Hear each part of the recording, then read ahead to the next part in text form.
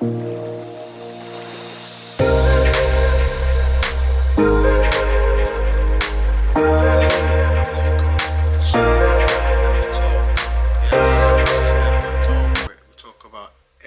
football and anything football. It doesn't matter what it is, we discuss it. On this segment, though, I'll be primarily focusing on a segment called the football influencers. Um, there are a lot of influencers in the game, dating back from childhood to watching, games on TV, video games, all sorts. Yeah, but I'm gonna be really focusing on the first influencers for me. I'm taking it back to my homeland, Nigeria. How far now? How on a day? What's good?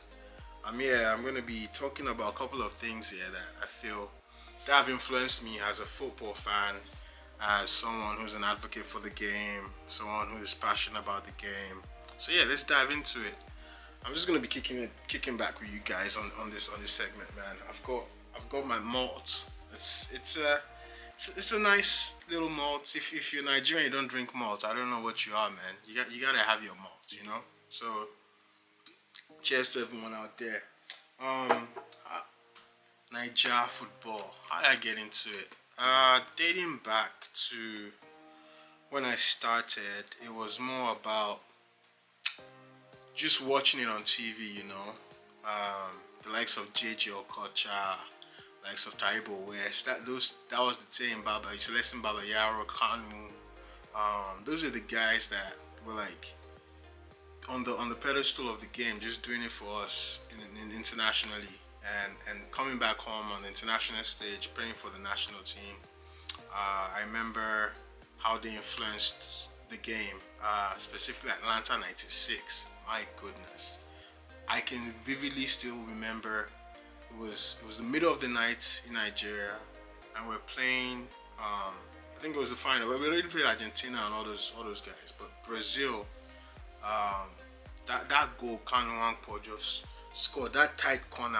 Man, literally holding our Bibles, praying to God like, please let us win, and we did win. We won the gold. That was a huge influencer for me growing up in the game. But not only that, man. If we're gonna keep it real, Nigeria, there's no way you meet a Nigerian person. It's very hard to find a Nigerian person, right? And you're like, you hardly don't say anything to talk about football. So growing up, there was this ball. Well, let me say it like this: we had situations where you had to be creative when NEPA takes lights. NEPA is literally the people that are the board of supplying electricity in Nigeria. And when they choose when to give you electricity, and they choose when not to give electricity. Yeah, it's a thing. So people abroad are enjoying free electricity. It's great. But yeah, NEPA will take light, right? And as kids, we've seen things on TV that we want to reenact, playing with our mates on the streets, and we just get into it. Like seriously, we get into the game. And there was this ball.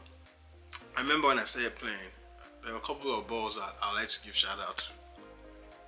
There was one called the Felele ball. It's made out of rubber. I'm sure most of the soccer balls are made out of rubber. But that Felele ball it was this very light ball that could diesel dazzle anyway, the way the wind blew. And you had to have your own skill set to actually control the ball. And when you want to shoot the ball, you had to shoot it with a specific technique. It was a good ball. It easily deflates with a very sharp object, but it was fun. Playing on the streets with the kids. We'll play five-a-side, monkey pose. Ah, God, man. See, I'm actually thinking about it right now. Monkey pose. And it was just creating your own skill set, just having fun with the game. It was beautiful. So I started off with that one. That definitely was a huge influence. Moving forward, I don't know if people remember this one, but it's called the health ball. That ball did damage to my mom's talk shop. Like she had a shop where she sold a couple of things, and I'll be practicing my free kicks with Apple. Oh my gosh! If you saw how many glass that they had to replace, man. Top, that was my own top bin. I was using that ball to just practice. That ball will slash anything. It's when you hit that ball, the health ball. Oh my gosh! It's there's no way you won't have headache. You have to go and get Panadol to like get stuff rolling again. It was crazy. I don't know if they still make that ball, but I'll actually check to see if it's still something the kids still use. Health ball, man. That was a huge one. So that was one that was also in the mix. Apart from that, what else? Table soccer. Table soccer was a huge one. We create. I remember me and my little bro will actually draw. Well, we use the two types of table soccer. Actually, three types if I talk about it right now. Think about it. You had the paper version where we literally draw our players and color it up, put the jersey number, and you have the how do you call it now? Um, the bottle cover, like literally a cover of a bottle, right? And you have like Coca-Cola, Fanta, all these Sprites, and you collect. We literally go on the streets collecting little wraps of covers for the bottle, and literally get like 11 or 15 of them. That's a soccer team right there. So using our fingers with a button. Oh my gosh. The button from a shirt would be the ball, and you literally use the cover of a biro, we call it biro, a pen, to be using it to press. So you take turns. As one player plays one, the other one goes next. Like it was just amazing. It was amazing. So imagine the ingenuity there, just putting things together. And if you have money, does not actually if you didn't have money too, you still enjoyed that fun. But if you didn't have money, I mean, sorry, if you have money, there's another one where God bless my dad. He got me this one called Subtio. I think that's how it's pronounced. But Subtio, it's this little men. They're like on what was it?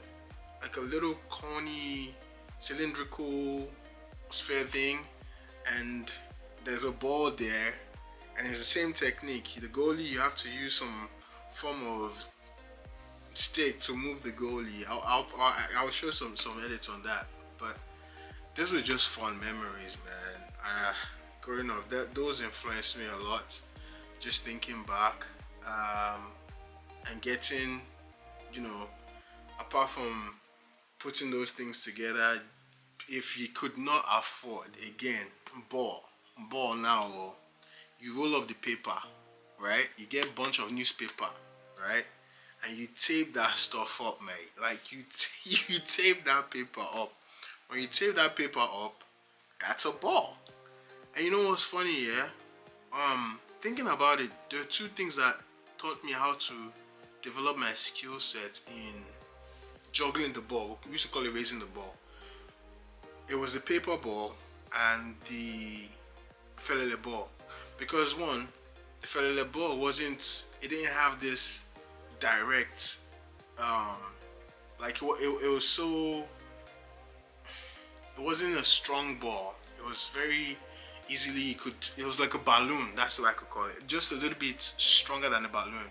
But then you could if you could learn how to just juggle left, right, this and that, you were good. So I used that, and I used the paper ball. I used to use the paper ball a lot just to work on my juggling skills. So kids out there, that's actually a good tip.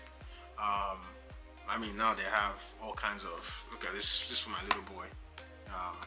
So it's like you have so many things now that you use to just develop yourself in the game.